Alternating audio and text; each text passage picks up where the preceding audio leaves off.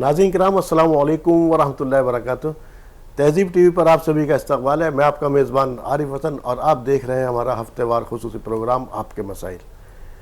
आपके मसाइल में मुतअद्दिद मौज़ूआत पर बात करते हैं। गुज़िश्ता कई हफ्तों से जो हमारा मौज़ू है वो है इसराइल और हमास जंग के ताल्लुक़ से।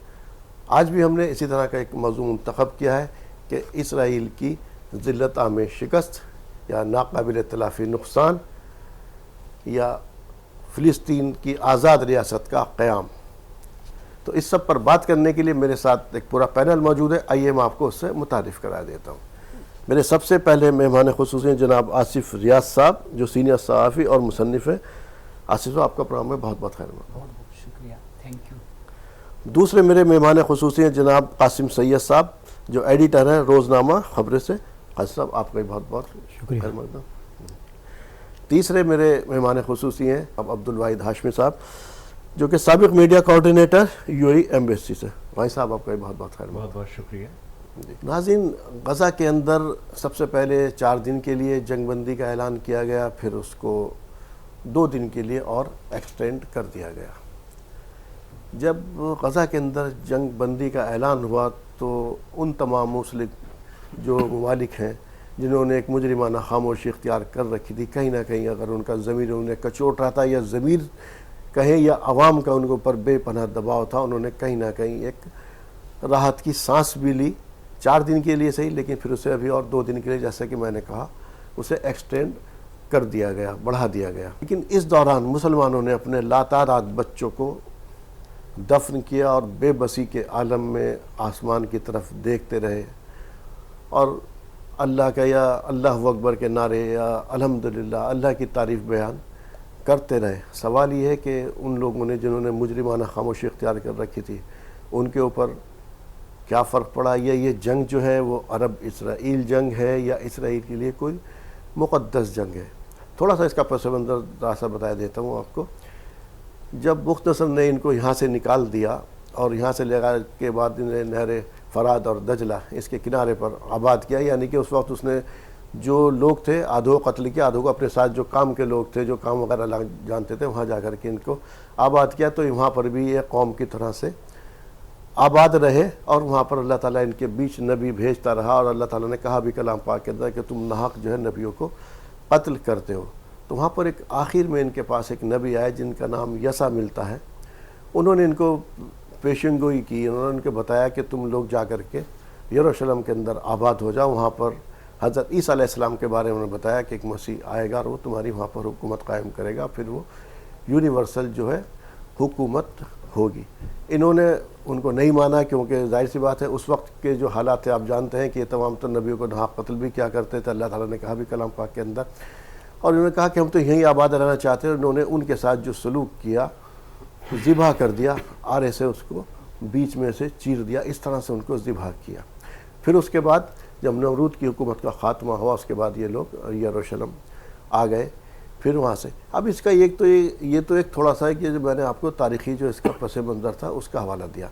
अब इसके अंदर और थोड़ा सा आगे आते हैं। जब यहाँ से निकलने के बाद ये निकलते हैं यहाँ से और ये 2000 साल तक भटकते रहे, इन पर तमाम तरह जुल्म व सितम होते रहे। तो इनका पहला काफ़िला करीब 1920 के आसपास या 1900 के शहर से एक तहरीक चली थी वहाँ से, और उसके बाद एक और शख्स था वहाँ पर जो तहरीक चलाई थी, वो हिजाल नाम का शख्स था जिसने ये तहरीक चलाई थी।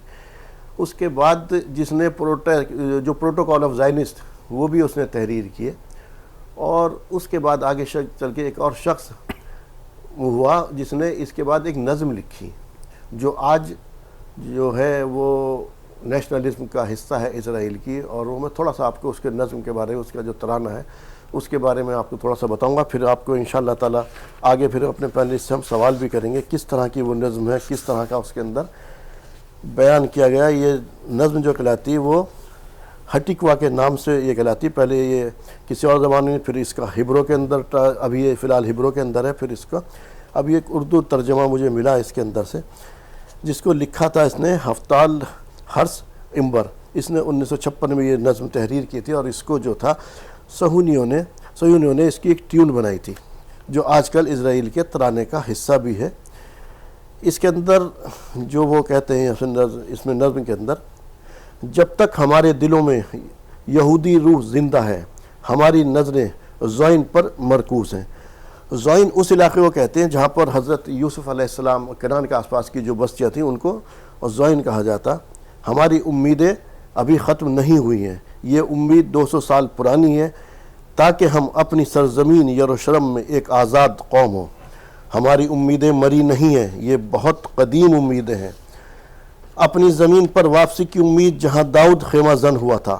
ہمارے دل میں جب تک یہودی روح بے چین ہے،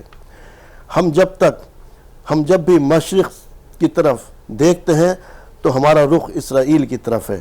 جب تک ہماری آنکھوں سے آنسو موسلادھار بارش کی طرح برستے ہیں، ہمارے قافلے اجداد کی قبروں کو سلام کرتے رہیں گے۔ جب تک ہماری مقدس دیوار آنکھوں میں ابھرتی رہے گی تو ہیکل کی تباہی پر ہماری آنکھیں آنسو میں ڈوبی رہیں گی۔ جب تک دریائے اردن اپنے کنارے سے اچھل کر بحر تبریہ میں شور کے ساتھ گرتا رہے گا، اور جب تک ویران گزرگاہیں اور یروشلم کے دروازے سے کھنڈر نظر آتے رہیں گے، یروشلم کی بیٹی روتی رہے گی۔ جب تک میری قوم کی بیٹی کی آنکھوں سے خالص آنسو ٹپکتے رہیں گے، تورات کی تنہائی میں یروشلم کا ماتم کرتے رہیں گے، جب تک کہ قوم کی حمیت ہر یہودی کے دل میں رہے گی، ہمیں امید ہے کہ ہمارا اللہ ہم پر رحم کرتا رہے گا۔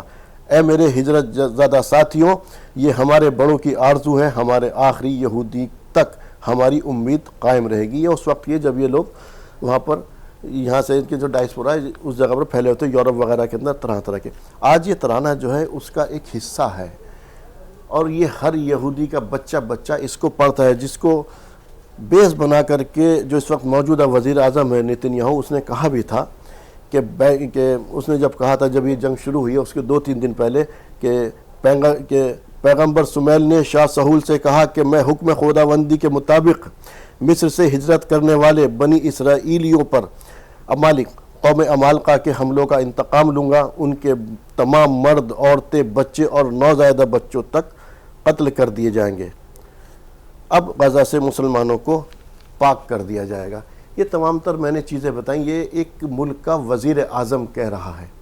اسی سب میں سب سے پہلے قاسم سید صاحب سے، جو کہ میں نے یہ تمام تر چیزیں، حالانکہ میرا انٹرو تھوڑا لمبا بھی ہو گیا تمہیدی گفتگو، اس کے بتانے کا مقصد وہ صرف یہ تھا، وہ جو جنگ لڑ رہے ہیں جو کہ ہمیں پیش کیا جاتا ہے کہ عرب اور اسرائیل کی جنگ ہے، کیا واقعی یہ عرب اور اسرائیل کی جنگ ہے؟ دیکھیے عارف صاحب، یہ اسرائیل کی جنگ تو ہو سکتی ہے لیکن عربوں کی بھی جنگ ہے، اس کے بارے میں مجھے تھوڑا سا اشتباہ ہے۔ جی، اس لیے کہ عرب جب اسرائیل سے جنگ ہار گئے تھے، جی جی، اس کے بعد سے انہوں نے اپنے آپ کو سمیٹنا شروع کر دیا، اور موجودہ صورتحال ایسی ہے کہ آپ جانتے ہیں کہ عرب ممالک کے اندر اسرائیل سے سفارتی تعلقات قائم کرنے کی جو ہوڑ دیکھی جا رہی ہے، جو بے چینی دیکھی جا رہی ہے، اس سے تو نہیں لگتا کہ یہ عرب اسرائیل جنگ ہے۔ یعنی جو سب سے طاقتور ملک کہا جاتا ہے سعودی عرب، جی وہ ایک طریقے سے قائد ملک بھی ہے۔ جی جی، جب سعودی عرب میں اس طرح کا فیصلہ لیا جا چکا ہے کہ ہمیں اب وقت آ گیا ہے کہ اسرائیل سے اپنے تعلقات قائم کرنے چاہیے، اور یہ حملہ اگر 7 اکتوبر کا نہ ہوتا تو شاید اس معاملے میں اب تک بہت زیادہ پیش رفت ہو چکی ہوتی۔ ہم یہ نہیں کہہ رہے کہ سائن ہو جاتے، لیکن اس وقت سعودی عرب سے اسرائیل کے وہ تمام تر تعلقات ہیں جو کسی ایک ملک کے دوسرے ملک سے ہوتے ہیں، بس ایک رسم باقی ہے، اس کا پردہ ہٹنا باقی ہے کہ ہاں ہم ایک دوسرے کے باضابطہ دوست ہو گئے ہیں۔ تو پھر میرا تو میں یہ کہہ رہا ہوں کہ مصر نے قائم کیے سب سے پہلے، جی ٹھیک ہے، اس کے بعد اس وقت یو ای کے بھی قائم ہیں، بحرین کے بھی قائم ہیں، اب ایک لائن لگی ہوئی ہے۔ تو کوئی عرب ملک بھی نہ تو اسرائیل سے لڑنے کی پوزیشن میں ہے، اور نہ اس طرح کا کبھی خواب میں بھی ان کے آتا ہے کہ ہم اسرائیل سے لڑیں گے۔ یہ لڑائی بیسیکلی فلسطین اور اسرائیل کے درمیان ہے۔ فلسطینی عوام نے عربوں کا پورا بوجھ اپنے کندھوں پر لے رکھا ہے۔ یہ لڑائی اصل عربوں کے ساتھ شروع ہوئی تھی، لیکن وہ سب کنارے ہوتے چلے گئے اور فلسطینیوں نے اس پورے بار کو اپنے کندھوں پہ لے لیا۔ فلسطین سے بھی سمٹ کر کے صرف غزہ تک محدود ہو گئی ہے۔ تو چونکہ فلسطینی اگر دیکھا جائے تو غزہ اور مغربی کنارے پر ہی رہ گئے ہیں۔ جی، یہ بھی وہ لوگ ہیں جو نکبہ میں نکال دیے گئے تھے سن 48 میں، اس کے بعد سے پھر یہ لوگ ادھر آ کے آباد ہوئے، اور 2005 کے بعد ہی تو غزہ کا باضابطہ سیاسی وجود عمل میں آیا. 2005 کے بعد اسرائیل نے خالی کیا اس علاقے کو. جی اوسلو اکارڈ جی تو فلسطینیوں نے اس لڑائی کو ایک مقدس لڑائی کی طرح، یعنی یہ ان کا مذہبی فرض بھی سمجھتے ہیں کیونکہ بیت المقدس ہے. 2005 کے بعد سے اس سے پہلے جو لڑ رہے تھے، جو پی ایل او وغیرہ جو تھی، جو لڑائی تھی، وہ ان کی صرف زمین کی لڑائی تھی، اور اسی کو آج تک عرب جو ہے آج تک اسی کو کہ یہ ہماری زمین کی لڑائی ہے، اسی کو آگے بڑھاتا ہے. لیکن حماس نے آنے کے بعد اس لڑائی کا رخ بدلا ہے. جی اس کے اندر تھوڑا جو بیت المقدس والا ایک شامل ہوا ہے ہدف کہ اسے آزاد کرانا ہے. تو اس نے اس لڑائی کو، اسرائیل بھی اب اس کو مذہبی نقطہ نظر سے اس لڑائی کو کر رہا ہے، اور فلسطینیوں کا بھی. اسی لیے شاید فلسطینی عوام پوری طاقت کے ساتھ اس وقت ایک جگہ ہیں. یاسر عرفات کے کمزور ہونے کے بعد جب حماس ابھر کر سامنے آئی تو اس نے الفتح کو پیچھے چھوڑ دیا. الفتح میں تو کافی وہ رہے، اور الفتح نے کئی ان دونوں لڑائیاں بھی ہوئی ہیں، جھگڑے ہوئے ہیں، ایک دوسرے کو مارا ہے، بہت کچھ ہوا ہے. وہ ایک تکلیف دہ آتا ہے. آپ کا جو سوال تھا بنیادی، میں یہ کہنا چاہتا ہوں کہ فلسطینیوں کو عربوں نے تنہا تنہا چھوڑ دیا ہے. اس ٹائم تنہا چھوڑ دیا. اچھا پہلے بھی چھوڑ دیا تھا.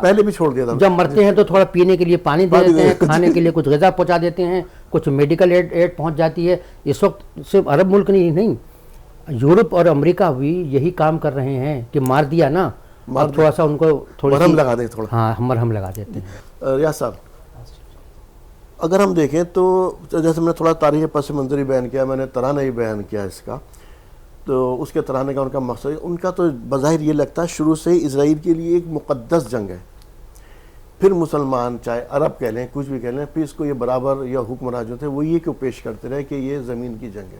اور لڑی بھی شروع میں زمین کی جنگ، مقدس جنگ تو بنا کر انہوں نے کبھی لڑا ہی نہیں. دیکھیے اصل میں تھوڑا سا اس میں ہماری جو رائے ہے، اختلاف رائے جی ہے، اور میں صرف اس کو کوئی مذہبی جنگ یا مقدس جنگ یا لینڈ کی جنگ تک نہیں دیکھتا ہوں. جی اور نہ میں یہ ماننے کے لیے تیار ہوں کہ اسرائیل کو ایسی انٹیٹی ہے جو کسی کو چیلنج کر دے. اسرائیل ایک کمزور انٹیٹی ہے جس کی کمزوری 1973 میں بھی نظر آئی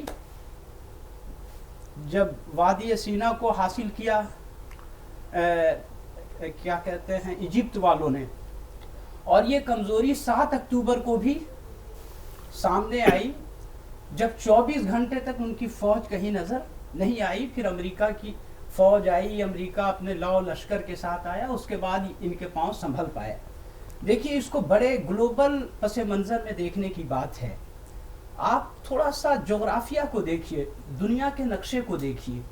دنیا کے نقشے میں بہت اونچائی پہ گورے ہیں، جبکہ وہ زمین جو آج امریکہ یونائٹڈ اسٹیٹ آف امریکہ کہلاتا ہے وہ گوروں کا نہیں تھا. وہ نیٹیوز وہاں کے لوگ ستائے گئے، مارے گئے اور ان کی زمین پہ قبضہ کیا گیا. تو دے آر سیٹلرز. امریکہ میں جو ابھی گورے ہیں، وائٹس ہیں، دے آر سیٹلرز دیئر. آپ اس کے بعد وہاں چلے جائیں کینیڈا میں، they are settlers, they speak English. Natives hardly natives people have started speaking English, but that is not their language. One thing I would like to mention here کہ جب کیا یورپ سے جب گورے نکل کر کے انہوں نے جب یلغار کیا اور امریکہ کو فتح کیا اور اسپینش وغیرہ وہاں پہنچے، کینیڈا میں ان کی بستیاں بسی، ایک جس کو ہم کالونی کہتے ہیں، ایک کالونی کو آباد کیا. اب وہ ملک کی شکل میں، ایک امپائر کی شکل میں ہے. اس کے بعد کیا ہوا، یہی لوگ پھر آسٹریلیا کی طرف بڑھے اور آسٹریلیا کو انہوں نے گوروں کا ملک بنایا. ان کے ہاتھ سے جو چیز نکل گئی وہ تھی ساؤتھ افریقہ. آپ یہ دیکھیں کہ اوپر سے نیچے ہیں، بیچ میں کوئی ان کو لنک نہیں مل رہا ہے. ساؤتھ افریقہ ایک اسٹاپ تھا، وہ رکنے کی ایک جگہ تھی جس کو بچانے کے لیے انہوں نے جان جی لگا دی. لیکن بھلا ہو نیلسن منڈیلا کا، منڈیلا نے ان کو وہاں سے کھدیڑ دیا. تو وہ جو اسٹینڈ تھا جہاں پہ وہ آ کر کے رکتے تھے وہ ان کے ہاتھ سے نکل گیا. تو ایشیا اور افریقہ گویا کے نکل گیا.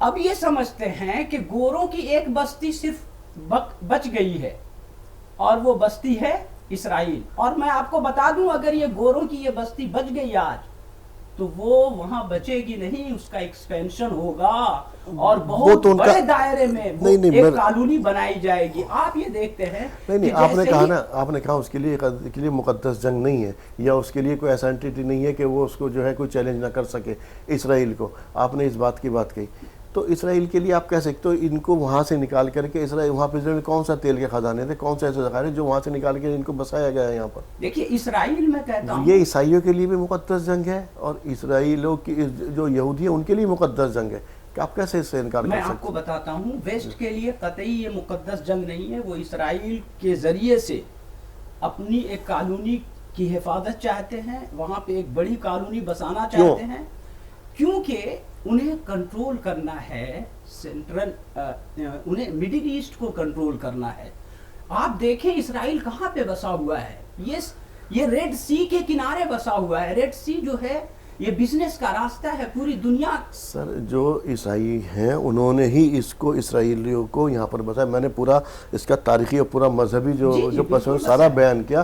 ان کی یہاں سے شروع سے ہی وہ چیزیں چلی آ رہی ہیں. آپ اس کو ایک مقدس جنگ ان کے لیے تسلیم ہی نہیں کر رہے. آپ کہہ رہے ہیں صرف یہ دنیا کے ذرائع پہ قبضہ کرنا, یا یہاں پر اسرائیلیوں کا قبضہ نہیں ہے. میں یہ مانتا ہوں کہ اسرائیل کے پیچھے جو کولونیل پاور ہے وہ اس کے پیچھے کام کریں. میں یہ بھی مانتا ہوں کہ اسرائیل میں کچھ گروہ ایسے ہیں جو اس کو مقدس جنگ سمجھتے ہیں, اور ان کے اس فیلنگ یا ان جذبات کا ایکسپلائٹیشن جو ہے وہ کولونیل پاورز کر رہے ہیں. اور اس کا مقصد کولونیل پاور کا یہ ہے کہ اس کے ذریعے سے وہ ریڈ سی پہ کنٹرول کر لیں گے, اس کے ذریعے سے وہ میڈیٹرینین پہ کنٹرول کر لیں گے. آپ کو یاد ہوگا ابھی گریٹر اسرائیل کا نقشہ تو ان کے ذہن میں ہے, لیکن جہاں تک اس کی اب میں بات کر رہا تھا مذہبی اس کے, تو آپ بھائی صاحب آپ کتنا اتفاق کرتے ہیں کہ اگر ان کے لیے ایک مقدس جنگ نہیں ہے, یا کسی عیسائیوں کے لیے یا اسرائیلیوں کے لیے یہ اس میں جو ہے بہت ساری چیزیں بالکل واضح ہیں کہ یہ صرف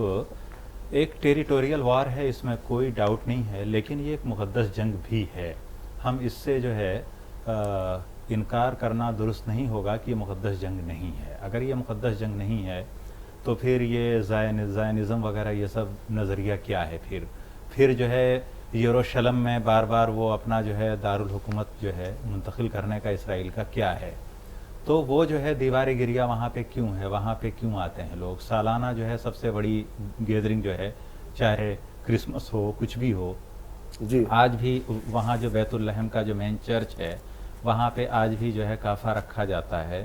جو بھی جو ہے یہ مسلم رولرز کے زمانے سے چلا رہا ہے, انہوں نے ایک رواداری کے طور پہ وہ سالانہ اس میں جاتے تھے جلسے میں ان کے عیسائیوں کے, اور وہاں پہ جو ہے ایک مخصوص چیئر ہوتی تھی مڈل میں, بالکل سینٹر میں. جی جی اور جب یاسر عرفات شاید بیماری کی وجہ سے وہ فرانس میں تھے اس وقت, تو اس دوران جو ہے وہ چیئر خالی تھی, اور وہاں پہ ان کی وہ جو ایک کافہ تھا تو وہاں پہ رکھا گیا تھا ایک نشانی علامت کہ بھئی یہ جو ہے یہاں پہ وہ شخص بیٹھتا ہے. تو اس کے مذہبی تقدس کو آپ نظر انداز نہیں کر سکتے, کیونکہ اگر اس کی مذہبی حیثیت نہیں ہوتی تو اس طرح سے موبلائز نہیں کیا جاتا عیسائیوں کو یا مسلمانوں کو یا پھر ان کو. اور دوسری سب سے بڑی چیز یہ ہے کہ OIC کی جو اسٹیبلشمنٹ ہوئی ہے, جو فارمیشن ہوئی ہے, تو اس کا سب سے پہلا ہیڈ کوارٹر یروشلم ہی تھا. مسجد اقصیٰ کے میں جو سب سے پہلے آگزنی ہوئی تھی اس کے بعد ہی مراکش کے اندر مسلم ممالک کی کانفرنس ہوئی, اور یہ جو ہے اسلامی کوآپریشن آرگنائزیشن اس کا جو ہے اسٹیبلشمنٹ کیا گیا تھا. تو ہم اس کو مذہبی طور پر یکسر نظر انداز نہیں کر سکتے, لیکن یہ ایک ٹیریٹوریل وار بھی ہے. تو یہ دونوں چیزیں اس سے انکار نہیں, اس سے یقینی طور پر اس سے انکار آپ نہیں کر سکتے. یہ ٹیریٹوریل وار ہے, اور اس کے اندر اور یہ بھی کہہ سکتے ہیں آپ امریکہ یا ادھر جو یورپ ہے کنٹریز ہیں وہ اپنی بقا کی بھی کہیں نہ کہیں اس میں ایک بات یہ بھی جوڑ سکتے ہیں, جنہوں نے بات کہی ہے جی کہ جیسے یروشلم جو ہے وہ مسلمانوں کا, عیسائیوں کا, یہودیوں کا, تینوں کے لیے وہ بہت اہم اور مقدس مقام ہے, اور تینوں کا اس پہ دعویٰ ہے, تینوں کا دعویٰ ہے. جی تو یہ جو کچھ بھی چل رہا ہے, جو کچھ بھی گھوم رہا ہے, اس کے پس منظر میں کہیں نہ کہیں اس دعوے کو آپ اگنور نہیں کر سکتے. اور ابھی جب لڑائی شروع ہونے سے پہلے اسرائیل کے وزیر اعظم نے توریت کا ایک چیپٹر پڑھا تھا, میں نے وہی جس کا میں نے حوالہ دیا, جس کا آپ نے حوالہ دیا ہے. اور جب یہ بلنکن جب گئے تو بلنکن نے وہاں کیا کہا تھا میں یہاں پر ایک جیوس کے جیوس کا تو یہ اس کو ٹویسٹ دینے کی کوشش ہے نا.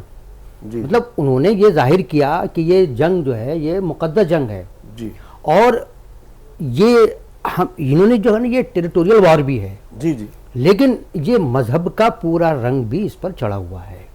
اچھا اس میں ایک چیز اس کو اگنور نہیں کر سکتے. اچھا اس میں ایک چیز اور نکل کے آ رہی ہے. احمد فراز کا ایک شعر تینوں چاہتے ہیں قبضہ ہوا اس پر ہمارا یروشلم پہ. امیر شہر غریبوں کو لوٹ لیتا ہے, امیر شہر غریبوں کو لوٹ لیتا ہے, کبھی وہیل مذہب کبھی بنام وطن.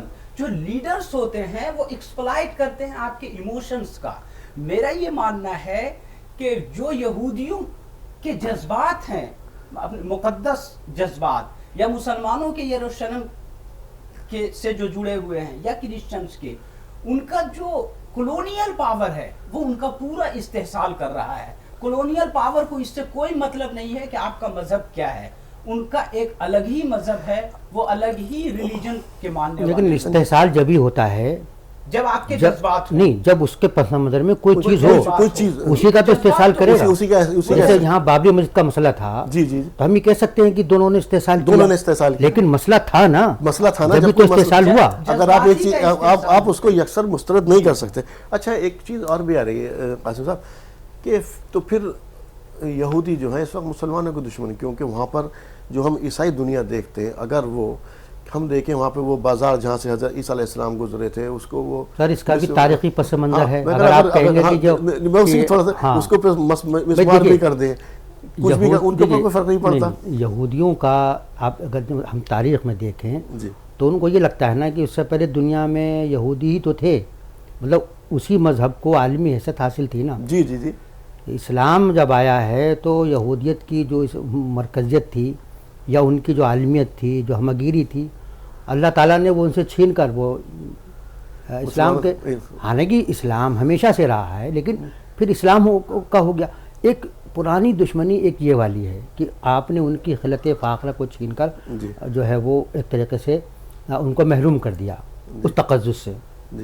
تو یہ جو دشمنی کیا ہے جس کی بنیاد وہی ہے, اسی دور کی ہے. یہ جیسا آپ نے ابھی کہا تھا نا شروع میں, اور سلیم تو ہلال کی جنگ کوئی آج کی ہے. یہ تو بہت پرائی, تو ایسا تو نہیں ہے ابھی آپ نے کہا کہ تینوں کے لیے وہ جگہ مقدس ہے, تو ایسا تو نہیں ہے. جو کرسچن ہے وہ اپنی جنگ جو ہے وہ اسرائیل کے ذریعے لڑ رہے ہیں اور وہ پس پشت اس کو. نہیں, اس میں کوئی شک نہیں ہے. دیکھیے اسرائیل کو جیسے کہ انہوں نے کہا, اسرائیل کو ایک منصوبہ بندی کے تحت عربوں کے قلب میں خنجر کی طرح گھونپا گیا نا, جی جی, تاکہ مڈل ایسٹ پر کنٹرول کیا جا سکے.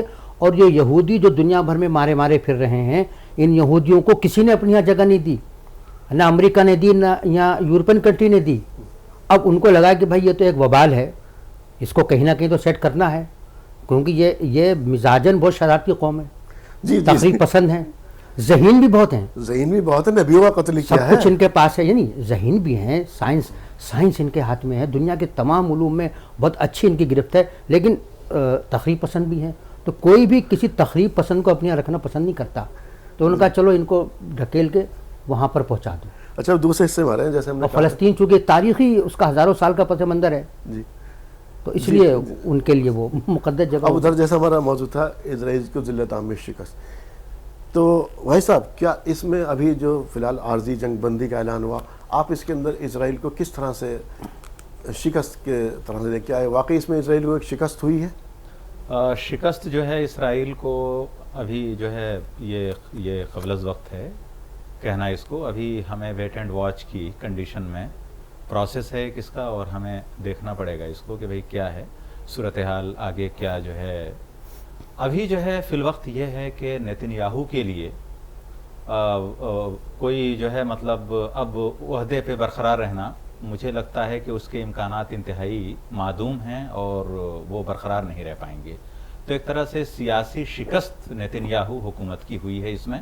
اور دوسری چیز یہ ہے کہ جو ایک ہم دیکھیں بین الاقوامی رجحان جس کو بولتے ہیں کہ یہ اس طرح کے جو کنفلکٹ ہیں ان کا ایک انٹرنیشنل یا گلوبل پرسیپشن ہوتا ہے. تو پرسیپشن کی جنگ میں ہم ایک چیز نوٹس کریں گے کہ یہ میڈیا جو ذرائع ابلاغ ہیں, تو جب سے یہ جو ہے الجزیرہ وغیرہ جیسے چینلز آئے ہیں یا جو دوسری چیزیں آئی ہیں, خاص طور سے اگر ہم قطر کے رول کو دیکھیں, وہاں بھی ایک طرح سے بادشاہت ہے اور جو ہے، لیکن اس کے باوجود انہوں نے ایک طرح سے ماڈریشن کا، یعنی ایک مطلب سمجھیے آپ کے ماڈرن ٹیکنیکس کا، اور وہ تو سبھی عرب کنٹریز نے. ابھی میری جو ہے نا سوال وہی تھا کہ اگر آپ اس نقصان کے حساب سے دیکھیں، شکست کے حساب سے دیکھیں، تو اسرائیل کے لیے کہیں نہ کہیں یہ دنیا کے اندر ایک نفرت کا ماحول بنا ہے. ایسا نہیں ہے جو اس وقت اسرائیل کے اندر جو پہلے اس وقت حامی تھے، ایک عوامی سطح پر، میں حکمران جو لوگ ہیں ان کی نہیں کہہ رہا ہوں، عوامی سطح پر انہوں نے جو بات کہی نا اس بات کو یوں کریے کہ دیکھیے جنگ کے بہت سارے پہلو ہوتے ہیں جی. اگر آپ ہتھیاروں کی جنگ کریں کے حساب سے لیں یا حملوں کے حساب سے لیں تو اس نے غزہ کو چٹل میدان بنا دیا، ہزاروں لوگوں کو مار دیا، بچوں کو شہید کر دیا. تو آپ یہ کہہ سکتے ہیں کہ بھائی اس معاملے میں وہ غالب آ گیا.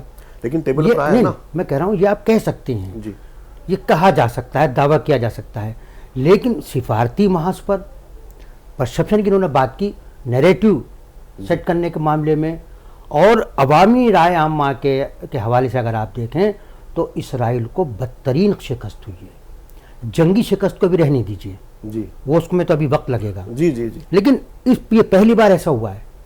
اسرائیل ہمیشہ حملہ کرتا رہا ہے، ہمیشہ 1000-2000 لوگ مارے گئے ہیں، غزہ ہمیشہ تباہ و برباد ہوتا رہا ہے، پھر کھڑا ہو جاتا ہے. اتنی لمبی جنگ کبھی نہیں ہوئی، اتنے لوگ کبھی نہیں مارے گئے. اس کے باوجود بھی فلسطینیوں کی مزاحمت کا رخ، ایک نیا رخ سامنے آیا، اور اس بار انہوں نے سوشل میڈیا کا بہت سلیقے سے استعمال کیا. اس لیے اسرائیل کیا کر رہا ہے وہ دنیا کے سامنے آ گیا. دنیا کو پہلے 7 اکتوبر کا ہی پتہ لگتا تھا کہ انہوں نے یہ کر دیا. اب یہ معلوم ہوا کہ 7 اکتوبر کے بعد بھی جو کچھ ہوا ہے وہ اس سے زیادہ بھیانک، شرمناک، اور بچوں کے ساتھ خاص طور سے جو کچھ ہوا ہے. تو عالمی برادری جو ہمیشہ اسرائیل کے ہی نیریٹو کو دیکھتی تھی، اسی کا پرسپشن کو ہی قبول کرتی تھی، اسی کا میڈیا پورا بڑا چڑھا کے پیش کرتا تھا. اس بار اس معاملے میں ان لوگوں نے تمام تر طاقت کے باوجود بھی اسرائیل کو شکست دی تھی. اور امریکہ جیسے ممالک یہ کہنے کے لیے مجبور ہو گئے کہ بھیا بس کرو، بہت ہو گیا، تم نے بہت زیادہ کر لیا ہے، ہم بھی بدنام ہو رہے ہیں تمہارے چکر میں. کیونکہ انہوں نے جو ہیومن رائٹس کا جو نقاب لگا رکھا تھا اپنے چہرے پہ، وہ اتر گیا ہے کہ یہ ہے ان کا اصلی انسانی حقوق. تو ان کو اپنی بھی کھال بچانی ہے، اس لیے دوڑ کے جا رہے ہیں کہ بھئی 2 دن اور بڑھا دو، 1 دن کے اور بڑھا دو. ابھی بڑھتے بڑھتے اسرائیل کو باعزت نکلنے کا بھی راستہ دیا جا رہا ہے. اچھا آصف صاحب، آپ سے ادھر جانتے ہیں کہ اس وقت جیسے ہم نے کہا مقدس جنگ، اور یہ وہ تو مجھے لگ رہا اب نیتنیاہو کے لیے یہ مقدس جنگ نہ رہ کر کے اپنے خود کی بقا کی بھی جنگ بن گئی، کیونکہ اس وقت جو ماحول اسرائیل میں ہم اس کے خلاف دیکھ رہے ہیں. جی، میں دیکھیے ایک بات اور دو باتوں کے درمیان فرق کرنا چاہیے. مجھے یہ لگتا ہے کہ اصل میں جیسے ابھی آپ نے کہا کہ یہ اسرائیل کی شکست ہے. اسرائیل کی جب بھی کوئی شکست ہوگی وہ کلیکٹیو شکست ہوگی. کبھی بھی یہ کہنا غلط ہوگا کہ اسرائیل جیت گیا یا اسرائیل ہار گیا. اسرائیل جیت گیا کا مطلب ہوگا ویسٹرن پاور کو جیت حاصل ہوئی، اور اسرائیل نے شکست حاصل کی کا مطلب ہوگا ویسٹرن پاور کی ذلت ہوئی. تو اسرائیل ایز اے انٹیٹی کچھ بھی نہیں ہے. کوئی ہے جو اس کی پرورش کرتا ہے، کوئی ہے جو اس کو لڑاتا ہے، کوئی ہے جو اس کو کہتا ہے کہ اب رک جاؤ، کل سے شروع کرنا. تو میں یہ کہنا چاہ رہا ہوں کہ جو آپ نے پوچھا کہ نیتنیاہو کی کیا حالت ہے، جی، میں یہ سمجھتا ہوں کہ نیتنیاہو پہلے سے بھی بہت بری حالت میں تھے. انہوں نے سرکار مل جل کر کے بنائی ہے، ان کو کوئی مینڈیٹ ملا نہیں تھا، کوئی میجورٹی کی گورنمنٹ وہاں نہیں ہے. یہ فراڈ نمبر 1 ابھی بھی آپ گوگل پہ ڈالیں تو دنیا کا فراڈ نمبر 1 یہ شخص مانا جاتا ہے. خود یہودی جو ہیں وہ بھی ان کو فراڈ کہتے ہیں، ان کے اوپر یقین نہیں رکھتے. لیکن جو جنگ شروع ہوئی، یعنی کہ 7 اکتوبر کا جو واقعہ ہوا، اس کے بعد جو ری ایکشن آیا اسرائیل کی طرف سے، جس طرح سے خواتین، عورتیں، بچے یہ نشانہ بنائے گئے، جس طرح سے سول شہریوں کو نشانہ بنایا گیا، سول سوسائٹی کو نشانہ بنایا گیا، ڈاکٹرز مارے گئے، انجینئرز مارے گئے، نرسز مارے گئے، اسپتال اڑا دیے گئے، وغیرہ وغیرہ. اس کی امید قطعی کسی نے نہیں کی تھی. یہ جو ہے یہ امیجینیشن، تصور سے آگے بڑھ کر کے انہوں نے وار چھیڑی، اور یہی وہ بات تھی جو یورپ کو یا ویسٹ کو بیک فوٹ کی طرف لے جو جی بہت دیر لگائی اس نے بھی خیر واغ نے، اور ظاہر سی بات ہے اس میں ایک بات جوڑ لیجیے، جی آپ اسرائیل کو شکست ہوئی یا نہیں ہوئی اس کو اس پیمانے پہ دیکھیں، اسرائیل نے جو ٹارگٹ طے کیا تھا، جو مقصد طے کیا تھا، کیا وہ حاصل کیے؟ میں وہی کہنا چاہ رہا تھا. میں اس میں ایک اور بات ایڈ کروں، فوجی نقطۂ نظر سے بھی اس جنگ کا وہ ہونا چاہیے، کیا کہتے ہیں، میں ادھر ہی آ رہا تھا کہ ظاہر سی بات ہے تجزیہ کیا جائے. دیکھیے آپ نے دیکھا ہوگا مارکوا ان کا بہت بڑا، بہت شاندار قسم کا ٹینک ہے. ہاں وہ کئی اور امریکہ یہ کہتا ہے کہ اس ٹینک کا کوئی مقابلہ کر ہی نہیں سکتا، لیکن یاسین 103 سے مارکوا کو اس طرح اڑایا جا رہا تھا جیسے کسی بچے نے. میں وہ بھی میں ادھر ہی کہنا چاہتا ہوں، کیونکہ ظاہر سی بات ہے اسرائیل جو ہے لگ بھگ $12 ارب کے سالانہ ہتھیار اپنے بیچتا ہے، اور ہماری ستم ظریفی دیکھیے عرب کنٹریز اس کے اندر سے 24 سے 25% ہتھیار عرب کنٹریز خریدتے ہیں اس کے اندر. ہمارا دیش بھی خریدتا ہے، ہم بھی خریدتے ہیں. تو میں اس کے اندر سے 25% اگر 1/4 عرب کنٹریز خرید رہے ہیں جن سے ان کی لڑائی ہے یا جن سے دشمنی ہے، اس سے اگر وہ خرید تو کیا ان کا حل ہوگا؟ بہرحال وہ دوسری طرف چلا جائے گا.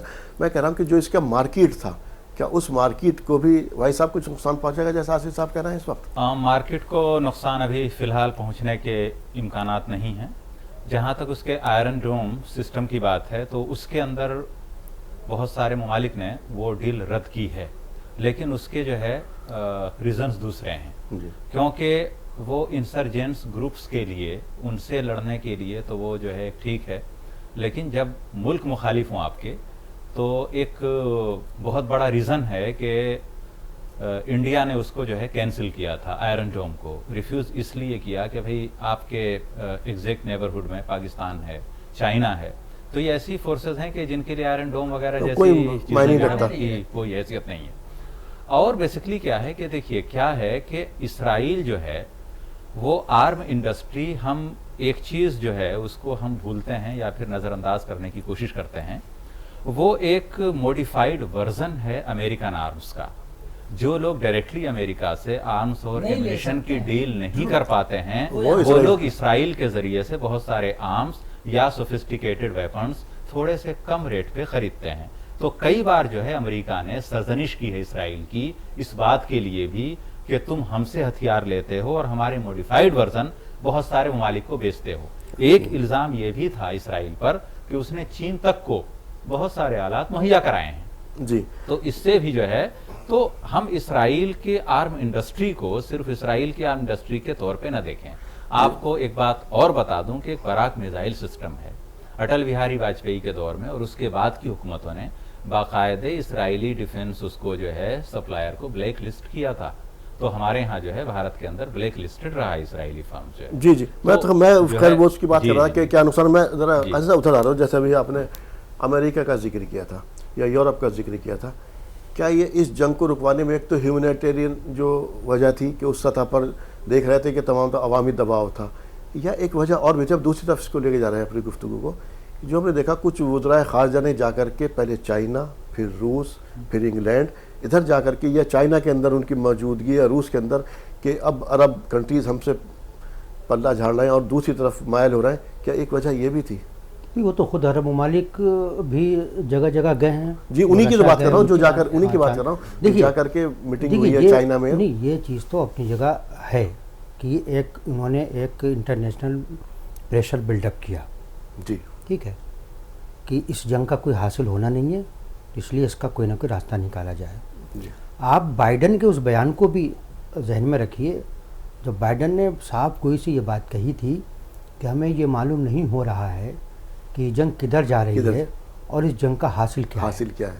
جی تو یہ اسی طرف بات تھی کہ اسرائیل نے جو اپنے دو مین ٹارگٹ مقرر کیے تھے، ایک تو یہ تھا کہ حماس کو جڑ سے ختم کر دینا، اس کی قیادت کو ختم کر دینا، اور دوسرا یہ تھا کہ غزہ پر کنٹرول کر کے یا تو اپنی پسند کی حکومت قائم کروائیں، یہ جو ہے آپ کا فلسطینی اتھارٹی کے حوالے کر دی جائے، یہ بات آئی بھی تھی، اپنا کنٹرول کرے، یا کوئی بین الاقوامی نگراں فوج کو یہاں پہ رکھ دیا جائے تاکہ حماس اس طرح کی سرگرمیاں نہ کر سکے. اسی سلسلے میں ایک بیان اور بھی آیا تھا کہ جب یہ بین الاقوامی نگرانی میں دینے کی بات کی گئی تھی تو اس کا پہلا جو مقصد بیان کیا گیا تھا وہ یہ تھا کہ حماس کو غیر مسلح کیا جائے، یعنی وہ بھی عام آدمی کی طرح رہیں گے، اس لیے کہ جب چاہے ان پھر مار دو. تو اسرائیل چونکہ اس ہدف کی طرف نہیں بڑھ پا رہا ہے اور اس طرف بڑھنے میں اب اس کے سامنے بین الاقوامی رکاوٹیں بھی آ رہی ہیں، کیونکہ حماس کی ہمدردی جس طرح سے عرب ممالک میں پھیلتی جا رہی ہے اور ایران اپنے حامیوں کے ذریعے سے عرب کے اندر ایک طرح کی شورش بھی برپا ہونے کا خطرہ تھا، تو عرب ملکوں نے اپنی کھال بچانے کے لیے، اپنے آپ کے تحفظ کے لیے ایران اینڈ ادرس، جس میں ترکی بھی آتے ہیں، جس میں لبنان کا یہ حزب اللہ ہے، حوثی ہیں، یہ تمام اگر مل جائیں تو عرب ممالک کا کیا ہو سکتا ہے، یہ تمام چیزیں وہ دیکھ رہے ہیں۔ اس لیے حماس کے اثرات کو محدود کرنے کے لیے، یعنی آپ یہ مت سوچئے کہ یہ حب علی میں ہوا ہے، جی جی جی صحیح بات ہے، میں وہی کہہ رہا تھا، یہ بغض معاویہ میں ہوا ہے، یہ بغض معاویہ میں مسلمانوں کا حال یہی ہے، وہ اپنے لیے مقدسی اس جنگ کو لڑتے وہ رہے، اپنی لڑائی لڑ رہے ہیں عرب ممالک، وہ فلسطین کی لڑائی نہیں لڑ رہے ہیں، چہرہ ضرور وہی سامنے ہے کہ فلسطین کو بچایا جائے اور غزہ میں جنگ بندی، لیکن وہ اپنی بقا کی لڑائی لڑ رہے ہیں۔ جی، تو غزہ کی یہ جنگ جو ہے اب جو جس اسٹیج پہ چلی گئی ہے، وہ اب کم سے کم ان لوگوں کے لیے فائدہ مند نہیں ہے جو یہ چاہتے تھے کہ حماس کو سبق سکھایا جائے، اس چاہنے والوں میں بدقسمتی سے ہمارے اپنے بھی موجود ہیں۔ سعودی عرب نے خود بیان لگا رہا ہے۔ اچھا، اسی کے اندر میں جانا چاہ رہا تھا تھوڑا سا ایران کی طرف آتے ہوئے واحد بھائی، کہ ایسا کہ ایران جو ہے اس نے عراق ختم ہوا، لیبیا ختم ہوا، تو اس نے کہیں نہ کہیں تو اس خطے پہ اپنا تسلط قائم کیا ہے، یمن کے اندر حوثی، ادھر حزب اللہ، ادھر وہ خود بھی پاورفل ہوا ہے۔ تو اس خطے میں جو اس وقت آپ اس کا بڑھتا ہوا اثر رسوخ دیکھ رہے ہیں، جی جیسے کہ ابھی قاسم صاحب نے شام بھی ہے اس میں شام بھی ہے، تو اس کے اندر ایران کا ایک رسوخ بڑھتا چلا جا رہا، ایران کہیں نہ کہیں اس خطے پر غالب آتا چلا جا رہا، تو ایران جو اتنا ووکل ہے، کیا اس کی وجہ یہی ہے؟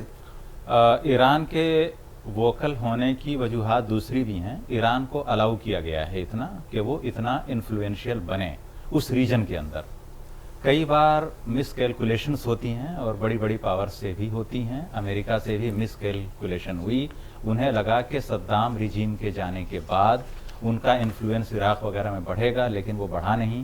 پھر انہیں دوسرے انسرجنٹس گروپس بنانے پڑے، جیسے IS ہے، دوسری ہیں، تو یہ سب جو ہے، لیکن وقت نے یہ ثابت کیا کہ اس سے ایران کمزور نہیں ہوا، بلکہ ایک طرح سے ایران کو انہوں نے پکا سینکشن بھی لگایا، سینکشن بھی بے اثر ثابت ہوئے، سب کچھ ہوا۔ دیکھیے سینکشنز وغیرہ تو ایک دوسری ہے، جی ہاں، سینکشنز وغیرہ جو ہے جب آپ نارتھ کوریا کو جو ہے سینکشنز لگا کر کے ہینڈل کر نہیں پائے، یہ جو ویپن ہے بے اثر ہو گیا، جی تو وہ سب نہیں ہے۔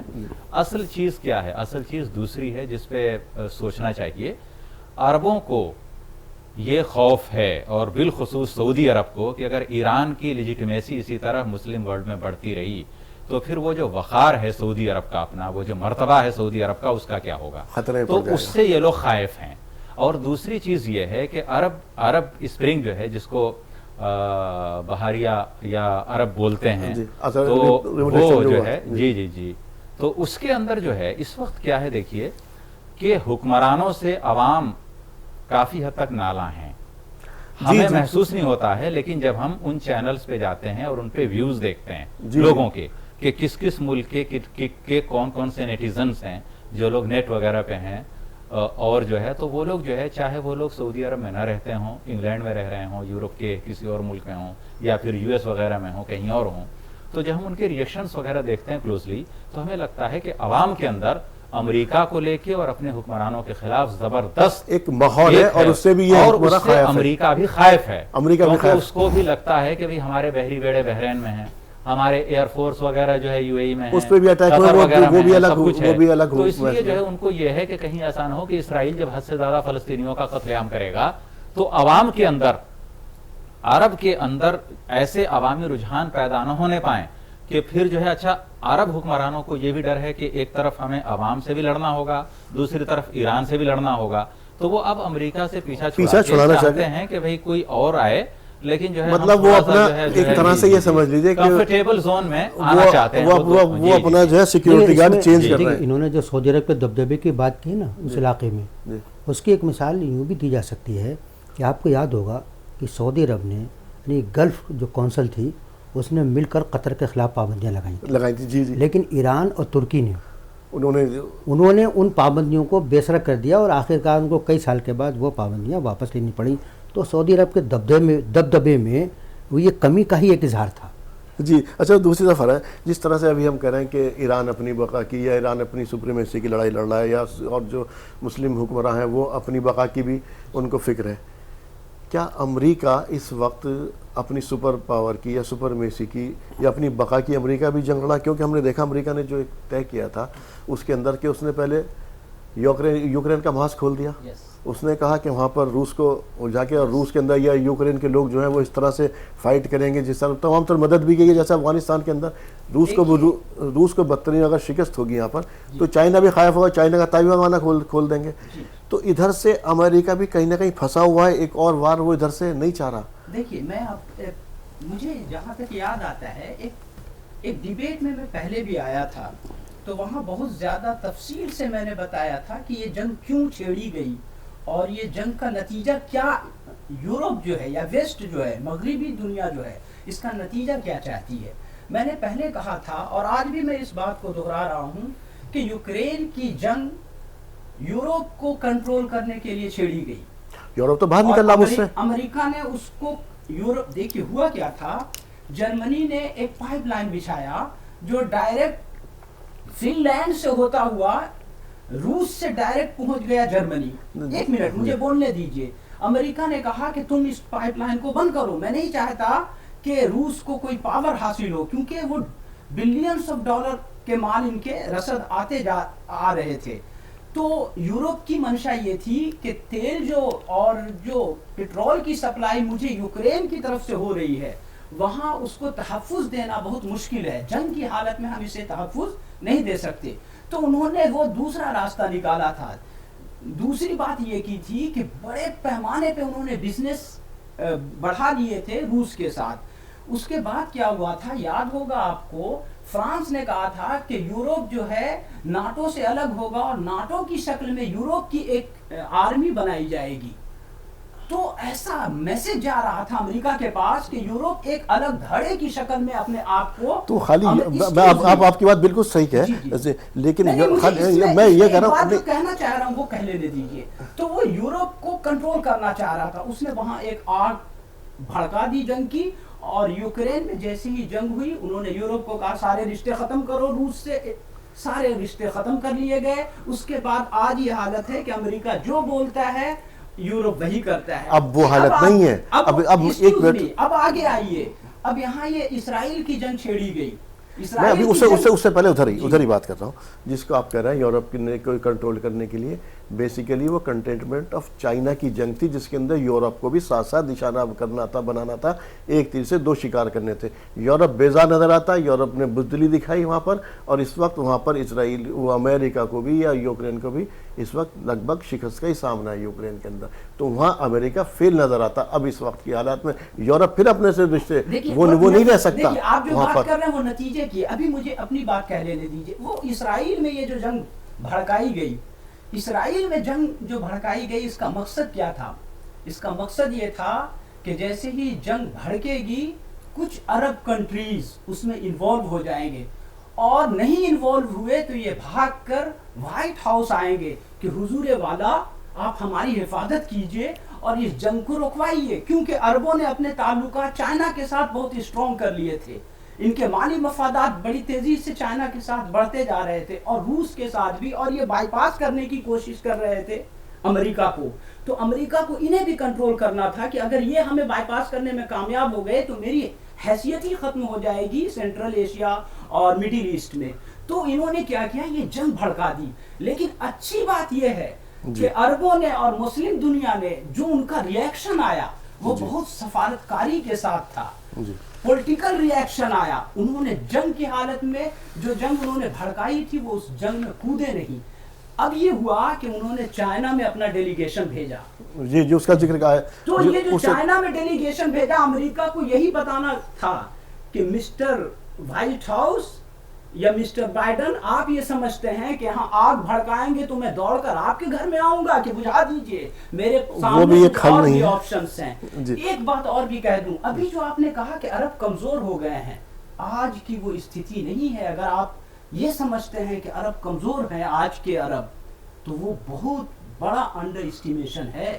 کمزور نہ ہو تو بزدل ضرور ہے. ذرا سا اس کے اندر قاسم صاحب اس میں روس اور چائنا کا رول آپ کس طرح سے دیکھ رہے ہیں؟ دیکھیے اس وقت جو دنیا میں اب جو کچھ بھی ہو رہا ہے وہ جیو پالیٹکس بڑی تیزی کے ساتھ بدل رہی ہے. جی وفاداریاں بدل رہی ہیں، رشتے بدل رہے ہیں، تعلقات بدل رہے ہیں، دوستیاں بدل رہی ہیں. جی اور یہ جو کچھ ہو رہا ہے اس کی وجہ یہ ہے کہ پہلے لوگوں کے پاس آپشن نہیں تھا. جی ٹھیک ہے، دنیا ایک قطبی ہو گئی تھی جب اس کے سوویت یونین کے ٹکڑے ہو گئے جی تو امریکہ سنگل پاور تھا. جی لیکن اب وہ حالت نہیں ہے. اب لوگوں کو چوز کرنے کے لیے ایک طرف چائنا ہے، دوسری طرف روس ہے. جی تو اب جب آپشن جب آ جاتا ہے تو آپ ظاہر ہے کہ اس اکلوتے کی جب بچہ دوسرا پیدا ہو جاتا ہے تو صحیح بات ہے. اکلوتے بچے کی طرف توجہ تھوڑی سی کم ہو ہو جاتی جاتی ہے. جی اور جب اس کی توجہ کم ہو جاتی ہے تو اکلوتا بچہ جو ہے وہ پھر ریئیکشن کرتا ہے. جی جی تو امریکہ نے جو کچھ کیا، جو انہوں نے بتایا، وہ اس کا ریئیکشن ہے.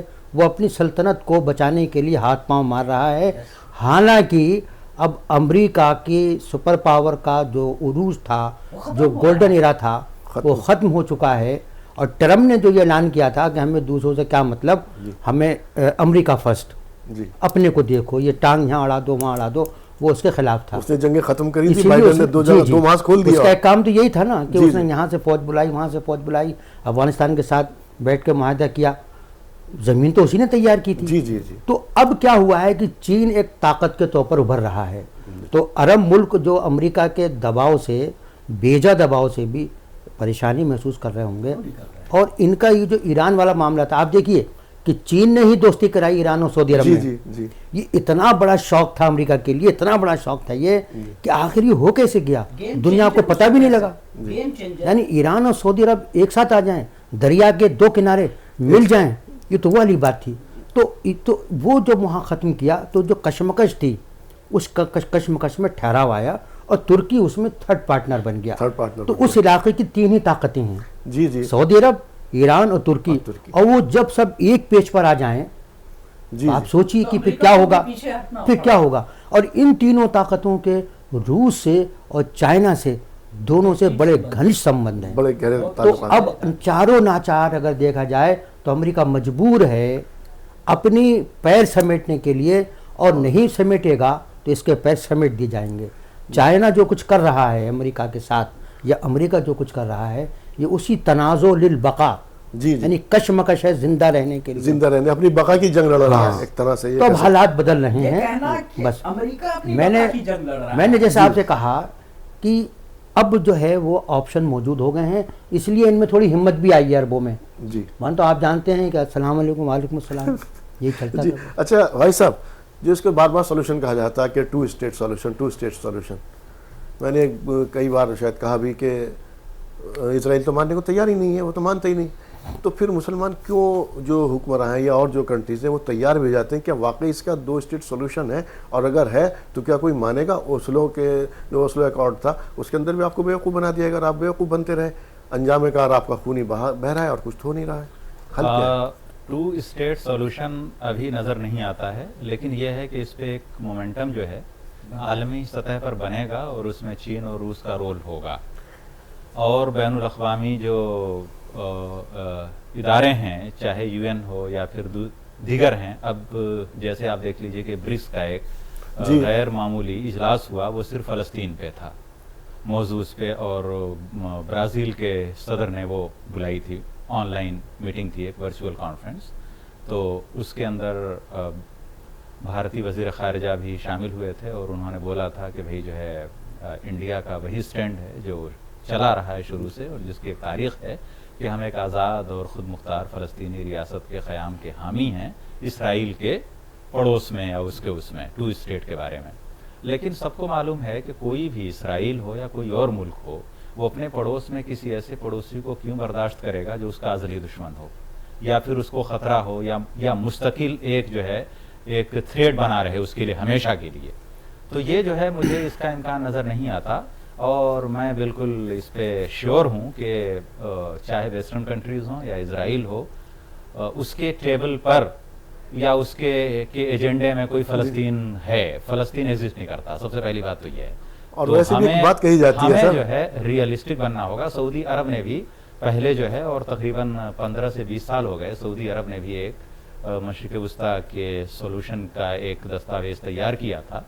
تو سعودی عرب کا بھی بولنا یہی تھا کہ بھائی جو ہے 67 کی جو وار ہوئی تھی اس سے پہلے تک جتنی زمین اسرائیل کے پاس تھی وہ بن جائے گا اسرائیل، اور اس کے علاوہ جتنے علاقے ہیں وہ جو ہے فلسطین بن جائے گا، اور جن جن علاقوں پہ اسرائیل نے اپنے لیا ہے قبضے میں تو ان کو جو ہے اسرائیل کو چھوڑنا پڑے گا. تو یہ سب باتیں تھیں، لیکن 2 اسٹیٹ سولوشن نہیں ہوگا. اور میں آخر میں ویسے بھی یہ چیزیں ٹیبل پر طے نہیں ہوتی، کسی مشہور اس کا دانشور کا قول ہے اس کے اندر اس کا جو ہے امکان نظر نہیں آتا. آپ کو یاد ہوگا کہ یہ 2 اسٹیٹ فارمولہ ہے، ٹھیک ہے، لیکن ایک اور فارمولے پہ بات ہوتی تھی جو قطعی ناقابل عمل تھا. یعنی یہ جو کہا جاتا ہے نا کہ اسرائیل نہیں رہے گا، اسرائیل کو مٹا دیا جائے سرپرستی سے، یہ جذباتی نعرہ تو ہو سکتا ہے لیکن قابل عمل نہیں ہے. لیکن جو 2 اسٹیٹ کا نیشن کا فارمولہ ہے، اس کے علاوہ اس علاقے کا کوئی اور حل ہے ہی نہیں. اور ابھی تو بائیڈن نے ابھی پرسوں بیان دیا کہ اس پہ 2 ریاستی فارمولہ. پاکستان جو اس کو نہیں مانتا تھا، پاکستان جو ایک ہی پہ رہتا تھا، ابھی اس کے صدر صاحب نے 2-3 دن پہلے بیان دیا ہے نہیں 2 اسٹیٹ نیشن کا امریکہ کی کالونی بن چکا، یو این نے بھی کہا ہے، پہلے بھی رہا ہے. اب زیادہ تر ممالک جو ہیں اس وقت جیسے انہوں نے کہا مومنٹم بن رہا ہے. تو جب مومنٹم بن جاتا ہے، اسرائیل کی اپنی تو کوئی رائے نہیں ہے نا بھائی. جو لوگ اسے پال رہے ہیں اگر اس سے وہ یہ کہیں کہ بھائی ٹھیک ہے ذرا پیر سمیٹ لو، تم ادھر کو ہو جاؤ اور ادھر ایک جو ہے اپنے کو وہ دے دو. اب جہاں تک انہوں نے کہا کہ ازلی دشمن، تو بھائی ایسے تو ہندوستان پاکستان بھی ہیں پڑوسی، ساتھ رہ ہی رہے، ٹھیک ہے، وہ اس کو نہیں بھارا وہ اس کو نہیں بھارا. تو یہ اسرائیل کو بھی تھوڑا سا پیچھے ہٹنا پڑے گا، فلسطینیوں کو بھی تھوڑا سا پیچھے ہٹنا پڑے گا، تب جا کے کوئی راستہ نکلے گا. اور جو آپ نے کہی نا میز پہ، بھائی جنگ کے بعد میز پر ہی بیٹھ کے جو ہے مسئلے حل. لیکن جنگ وہ کہا جاتے ہیں نا کہ جغرافیل خطوط جو ہے وہ پین اور ٹیبل پہ طے نہیں ہوتے، وہ ہمیشہ جنگ تلوار کی نوک سے سیدھے ہوتے ہیں. اچھا میں دوسری طرف آ رہا ہوں ابھی جو فی الحال، کیونکہ آخر میں آ رہے ہیں پروگرام کے، ابھی جو سیکورٹی کونسل کی جو کال دی گئی ہے چائنا کی طرف سے، اور اب صدارت بھی اس کے ہاتھ میں، چائنا کے ہاتھ میں، اس میں کیا رول دیکھ رہے ہیں؟ کیا کچھ اس کے اندر سولوشن نکلا؟ اور اس نے بلائی بھی غزہ کے اوپر ہے. جی میں یہ سمجھ رہا ہوں کہ یہ جو میٹنگ بلائی گئی ہے یہ اصل میں 2 اسٹیٹ سولوشن ہی کے لیے ہے. اور جو لوگ یہ سمجھتے ہیں کہ 2 اسٹیٹ سولوشن پہ عمل ناممکن ہے، میرا خیال ہے کہ وہ جلد بازی میں یہ بات کہہ رہے ہیں. اس کا کوئی اور سولوشن ہے ہی نہیں، 2 اسٹیٹ سولوشن ہی واحد حل ہے. میں آپ کو بتاؤں کہ جب 1973 میں ایجپٹین آرمی چڑھ گئی اسرائیل پہ اور اچانک سے حملہ کیا اور پورے اپنے علاقے کو انہوں نے واپس لے لیا، تو امریکہ نے کیا کہا کہ بھائی ان سے سمجھوتا کر لو اور ان کے سارے علاقے ان کو واپس دے دو، کیونکہ اچانک سے کبھی یہ آئیں گے تو تم کو پورے دیش، پورے اسرائیل سے کھدیڑ دیں گے، تو جو ان کا ہے انہیں واپس دے دو تاکہ امن بحال ہو جائے. اس کے بعد سے وہاں سمجھوتا ہوا اور ایجپٹ کے ساتھ ان کی لڑائی نہیں ہوتی. میں آپ کو بتا رہا ہوں یہ جو 7 اکتوبر ہوا ہے وہ لرننگ ہے ویسٹ کے لیے بھی، امریکہ کے لیے بھی، یورپ کے لیے بھی، اور خود عالم اسلام کے لیے بھی. ویسٹ کے لیے لرننگ یہ ہے کہ اسرائیل کبھی بھی اپنی دفاع خود نہیں کر سکتا. یہ تو حقیقت ہے. انہوں نے 1973 میں بھی جانا اور یہ انہوں نے 7 اکتوبر کو بھی دیکھ لیا. تو اب وہ یہ کہیں گے کہ مسٹر نیتن یاہو یا تو پورا اسرائیل سے آپ نکل جاؤ، یہ ایک دن آئیں گے اور میں گھر میں بیٹھا رہوں گا، میں نہیں دوڑ کے جاؤں گا آپ کو بچانے، تو آپ کو یہ سارے اسرائیل سے نکال دیں. ایسا کیجئے کہ آپ ان کو آدھا دے دیجئے جو یہ مانگ رہے ہیں تاکہ کم دے کر کے زیادہ آپ بچا لیجئے. ایک چیز اور ہے، تو یہ 2 اسٹیٹ سولوشن ہی اس کا واحد ہے. ایک زمانے میں آپ کو یاد ہوگا کہ یاسر عرفات اور الفتح کو بھی دنیا نہیں مانتی تھی. جی یاسر عرفات دہشت گرد کہلائے جاتے تھے، لیکن اوسلو میں بیٹھ کے معاہدہ ہوا نا، کیمپ ڈیوڈ والا معاہدہ ہوا نا.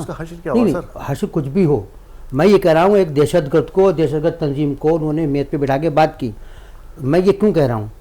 اب حماس کی وہ پوزیشن ہو گئی ہے، کوئی چاہے نہ چاہے، کوئی مانے نہ مانے، اب حماس کو کسی بھی فیصلے تک پہنچنے کے لیے اب نظر انداز نہیں کیا جا سکتا. یہ بات اس میں حقیقت. اچھا بھائی صاحب، اس کے کتنے امکان ہے کہ جو سیکورٹی کونسل کی میٹنگ ہوگی اس میں چائنا خود صدارت کرے گا، اس میں اس کے پاس اب صدارت آ گئی کہ امریکہ ویٹو نہیں کرے گا؟ اس وقت کے جو حالات ہیں کیا امریکہ اس کنڈیشن میں ابھی ویٹو کرے؟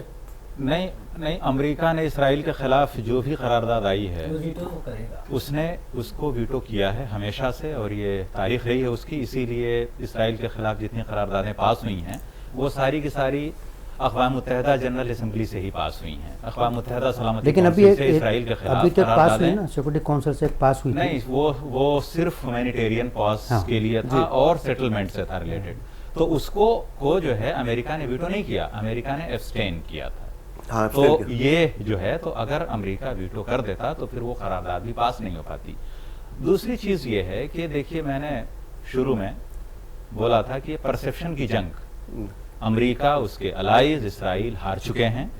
چین اور روس کا رول اس وقت بین الاقوامی فورم میں بہت زیادہ بڑھ گیا ہے، انفلوئنس بہت زیادہ ہے ان کا، اور ان کی یہ کوشش ہوگی کہ 2 اسٹیٹ سولوشن کی طرف زبردستی کسی نہ کسی طرح سے جو اسرائیل کے جنم داتا ہیں، چاہے برطانیہ ہو، چاہے امریکہ ہو، چاہے فرانس ہو، چاہے دیگر مغربی اقوام ہیں، ان کو لایا جائے اور ان کو اس طرح سے پریشرائز کیا جائے کہ وہ 2 اسٹیٹ سولوشن کو مان لیں. تو اس میں چین کا رول ہوگا. یہ تو سیکورٹی کونسل. بس آخر میں سب سے تینوں سے ایک ہے کہ جو فی الحال جنگ ابھی بندی ہوئی ہے یا عارضی جنگ بندی ہے، کہ آپ اس کو واقعی مستقبل میں کیسے دیکھ رہے ہیں کہ یہ پرماننٹ جنگ بند ہوگی، یا آگے پھر یہ جیسے نیتن یاہو کہہ رہے ہیں کہ جنگ بندی کے بعد وقت جب نکل جائے گا ہم پوری بھرپور طاقت سے حملہ کریں گے، اس کا حل کیا دکھائی دے رہا ہے؟ میں یہ سمجھتا ہوں کہ یہ جو جنگ ہو گئی یہ اپنی آخری جنگ تھی، اور مجھے امید ہے چونکہ امریکہ کے سامنے ایک اور پاور ابھر کر سامنے آ گیا ہے، تو امریکہ بھی اب اس پوزیشن میں نہیں ہے کہ وہ اپنی ہر بات منوا لے.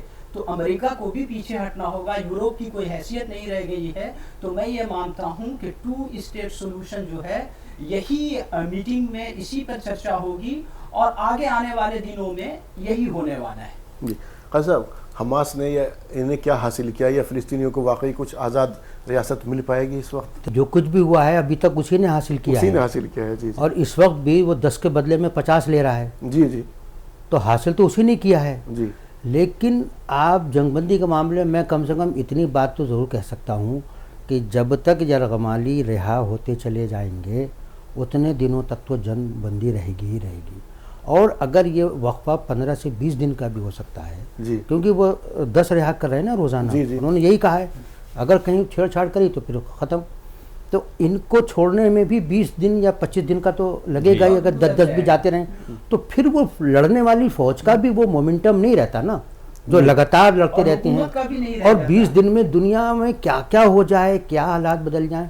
تو مجھے یہ لگتا ہے کہ اب جو کچھ بھی ہو رہا ہے نا وہ شرما شرمی والی کیفیت ہے. جی اچھا بھائی صاحب، بالکل بس آخر میں ایک تو یہ ہے کہ ابھی جیسے سیکورٹی کونسل کا بھی اجلاس بلایا، اور ابھی دبئی کے اندر بھی ایک ماحولیات کا اجلاس ہے، تمام تب پرائم منسٹر وغیرہ کچھ کنٹریز وہاں پر اکٹھا ہو رہے ہیں. کیا ایسا نہیں لگتا کہ اس کے لیے کچھ یہ پاز دے دیا گیا ہو، یا واقعی اب آگے کو آپ کو ان فیوچر کیا دکھائی دے رہا ہے؟ یو اے ای کی میٹنگ کا اس سے ریلیشن نہیں ہے کوئی بھی، وہ تو الگ چیز ہے، اس کی نیچر دوسری ہے. بس یہ ہے کہ اس کے اندر جو ایک اور پہلو ہے کہ اسرائیل کے غیر مصدقہ اطلاعات ہیں اور میڈیا کے اندر ہیں، کسی نے اس کو کنفرم نہیں کیا ہے، لیکن ان کو مطلب ہم یہ یکسر نظر انداز نہیں. تو اس کے اندر یہ ہے کہ بہت سارے آفیسرز جو ہیں، ہائی رینکنگ آفیسرز ملٹری کے، اسرائیلی ملٹری کے، انہوں نے ریزائن دیا ہے. جی بڑی تعداد اسرائیلیوں کی اسرائیل چھوڑ کر بھاگ رہی ہے. جی جو بائیڈن نے بولا تھا کہ 3 مہینے تک کے لیے ہے وداؤٹ اینی ویزا، کوئی ریکوائرمنٹ نہیں ہے یو ایس ویزا کی. آپ کو آپ جو ہے صرف پاسپورٹ دکھائیے اور اپنا اور امریکہ آئیے. تو تقریباً تھاؤزینڈز بلکہ لاکھوں میں جو ہے دوہری شریعت والے تو تقریباً چلی گئے. تو اس لیے جو ہے اکنامیکلی جو ہے اور مورلی اور بہت سارے گراؤنڈز پہ ایون ملٹریلی اسرائیل کو ہزیمت اٹھانی پڑی ہے. اور اگر یہ وار کو نہیں روکتے ہیں، کہہ سکتے ہیں کہ ایک موقع ہے، اگر اس یہ کا وار فائدہ بھی نہیں اٹھا روکے سکتے گا ہیں اسرائیل تو ان کی ہزیمت میں اور اضافہ ہی ہوگا. تو اس لیے وار روکی جائے گی. دیکھیے جی ڈی پی بہت گر گئی ہے، پروڈکشن ختم ہو گیا ہے، وار ابھی روکی جائے گی. سارے مزدور جو یہ عربی تو تھے فلسطینی، جو روز وہ جاتے تھے لے کے اور پھر آتے تھے، ان کو نیتن یاہو کی کرسی جائے گی، یہ جنگ روکی جائے گی. اور 20% اسرائیل کے اندر جو ماڈریٹ طبقہ ہے جو چاہتا ہے کہ 2 اسٹیٹ سولوشن ہو، فلسطینیوں کو بھی حقوق ملیں. یہاں تک آپ دیکھیے کہ ایک 10-12 سال کے جس بچے کو چھوڑا ہے حماس نے، اس نے خود بولا کہ میں کس طرح سے سرنگوں میں رہا، ٹنلز میں رہا ان کے، اور جو میں نے فلسطینیوں کی زندگی دیکھی ہے، تو کیا ہماری اگر ایسی زندگی ہوتی تو کیا ہم سروائیو کرتے؟ تو ہم بھی ایجیٹیٹ کرتے، پروٹیسٹ کرتے. تو یہ بھی ایک آئی اوپنر ہے پوری دنیا کے لیے. یہ کہہ سکتے ہیں کہ اگر ہم یہ بھی نہیں کہیں کہ اس وقت عرب کنٹریز یا حماس جو ہے ڈرائیونگ پوزیشن پہ ہے نہیں ہے, یہ کہیں ڈرائیونگ پوزیشن پہ نہیں ہے, تو کم سے کم ایک موقع اس کے پاس ہے اس وقت وہ, کیونکہ تمام دنیا جو ہے وہ دباؤ کے اندر ہے, اس وقت وہ اس کو کیش بھی کر سکتے ہیں. دیکھیے فلسطین کا ایشو جو ہے نا وہ ٹاپ ایجنڈے پہ آ گیا ہے, جس کو لوگوں نے پس پس ڈال دیا تھا, ملکوں نے بھی اور عوام نے بھی, وہی بھول گئے تھے ارے بھائی اس کا تو کچھ نہیں ہونے والا ہے. لیکن اس لڑائی نے, اس حملے نے, پھر اس لڑائی نے اس کو ٹاپ ایجنڈے پہ لا کے رکھ دیا ہے کہ نہیں بھائی اب تو کچھ کرنا ہی پڑے گا. اسرائیل کو بھی پیچھے پہنچا دیا. یہ ریجنل ایشو نہیں رہ گیا, یہ اب ایک گلوبل ایشو بن گیا ہے جس میں تمام ممالک جو ہیں انوالو ہو گئی ہیں. اس لیے یورپ کو اور ویسٹ کو پیچھے ہٹنا ہوگا اور ٹو سولوشن کے علاوہ کوئی دوسرا سولوشن نہیں آئے گا. ناظرین, یقینی طور پر جس طرح سے خون بہا ہے فلسطینیوں کا یا غزہ کے اندر, تو امید ہے کہ وہ رائے گا نہیں جائے گا. اللہ تعالیٰ نے موقع بھی دیا ہے آپ کو, جو آپ نے خون بہایا اس کے لیے. یہ آپ کو سوچنا کہ آپ اپنی بقا کی جنگ لڑتے ہیں یا قوم کی بقا کی جنگ لڑتے ہیں یا فلسطینیوں کی بقا کی جنگ لڑتے ہیں یا اس خطے میں امن قائم کرتے ہیں, کیونکہ اس وقت بہت دنوں کے بعد اب ایک ایسا موقع آپ کے ہاتھ لگا ہے جہاں پر آپ کا تھوڑا سا پڑلا جسے کہہ سکتے ہیں کہ بھاری ہے. سوچنا آپ کا ہے اور آپ کے حکمرانوں کو سوچنا ہے کہ انہیں کیا کرنا ہے. آپ سبھی لوگوں کا پروگرام میں شمولیت کے لیے تہہ دل سے شکریہ. تو ناظرین, انشاءاللہ تعالیٰ اگلے ہفتے پھر کسی اور موضوع پر آپ سے ملاقات ہوگی. تب تک کے لیے اپنے میزبان کو دیجیے اجازت. السلام علیکم ورحمۃ اللہ وبرکاتہ.